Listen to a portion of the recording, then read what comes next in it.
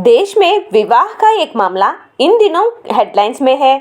पिछले दिनों दिल्ली हाईकोर्ट में एक मामला पहुंचा था, जिसके बाद से ये विवाह चर्चा में है।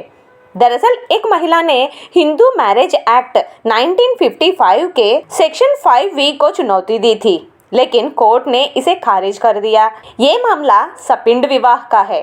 महिला ने याचिका में कहा था कि उसकी शादी मान्य होनी चाहिए, लेकिन कोर्ट ने उसे अमान्य करार देते हुए कह दिया कि ये सपिंड विवाह हुआ है, इसलिए ये विवाह कानून में मान्य नहीं है। हिंदू मैरिज एक्ट के सेक्शन 3F2 के तहत दो लोगों के पूर्वज अगर एक ही थे तो उनके विवाह को सपिंड विवाह माना जाता है। हिंदू मैरिज एक्ट के मुताबिक लड़का या लड़की वो दोनों अपनी माँ के परिवार के 3 पीढ़ियों तक शादी नहीं कर सकता या नहीं कर सकती।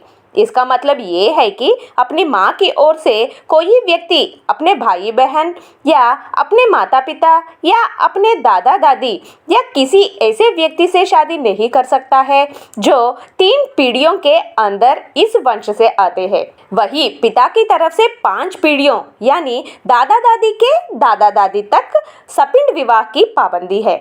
मतलब कि लड़का या लड़की के बीच पिता की तरफ से पिछली 5 पीढ़ियों तक कोई रिश्ता मान्य नहीं होगा।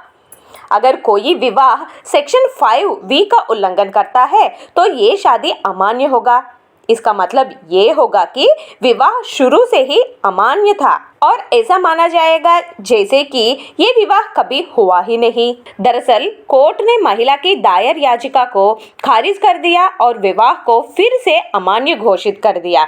बता दें कि एक महिला ने हिंदू मैरिज एक्ट 1955 के सेक्शन 5V की संवैधानिकता को चुनौती दी थी, जो 2 हिंदुओं के बीच सपिंड विवाह पर प्रतिबंध लगाता है।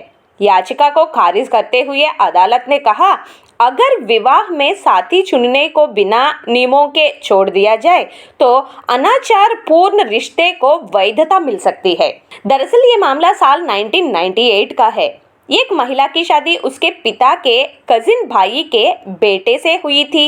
ये शादी दिसंबर 1998 में हिंदू संस्कारों और रीति रिवाजों के मुताबिक हुई थी। हालांकि कुछ सालों बाद यानी साल 2007 में इस विवाह को सपिंड विवाह करार दे दिया गया।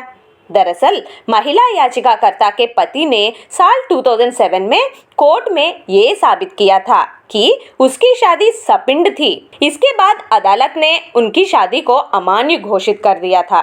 कोर्ट ने इस शादी को अवैध घोषित करते हुए कहा कि पति और पत्नी दोनों ऐसे समुदाय से है जहां शादियां हिंदू मैरिज एक्ट के तहत होती है, इसलिए ये विवाह हिंदू मैरिज एक्ट के सेक्शन 5V का उल्लंघन करता है।